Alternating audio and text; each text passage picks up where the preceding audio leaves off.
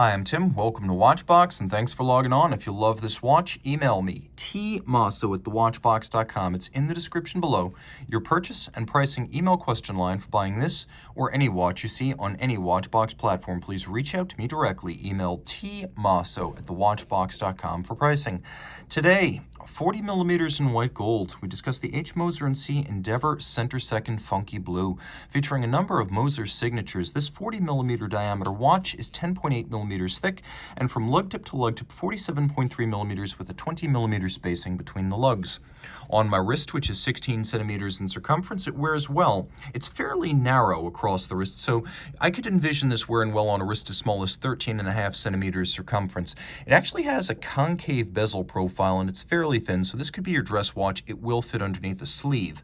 You could see that this down the barrel shot reveals the lugs to be nowhere near the edge of my wrist, and you can see that they curve down rather dramatically, so that mitigates against fit problems. You can also see that with the use of a curved spring bar, the lugs can be drilled relatively close to the case for a better fit while creating no impediment to the motion of the strap. The strap is a combination of medium and large rectangular scale alligator leather in gloss black. It has a monotone stitch. It has a sheer cut side, and then on the bottom it has a conventional black calfskin. You can see that it is a brand new Moser strap, never crimped, never gouged, and it's accompanied by a matching Moser Cie white gold pin buckle, which is a combination of polish and satin.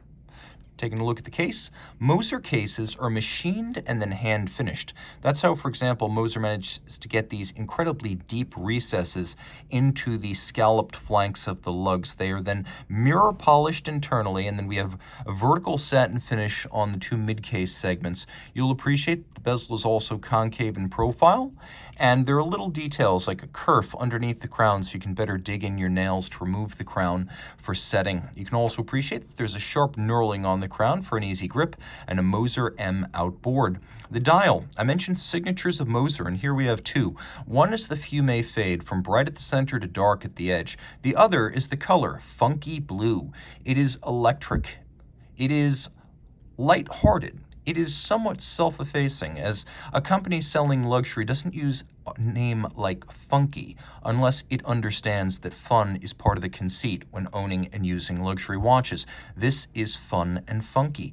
We have hands at center that are actually fluted leaf-style hands, or feuilles, as they're known en français. We have applique indices, which are faceted and polished for easy timekeeping. This is actually a fairly spare dial with minimal printing by watch industry standards, especially if we're considering Rolex as part of the watch industry.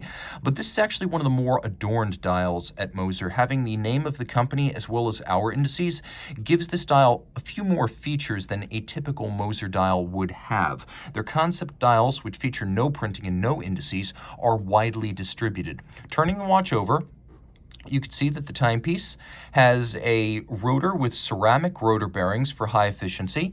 It uses a bidirectional pawl-based magic lever winding system to energize a 3-day, 72-hour power reserve.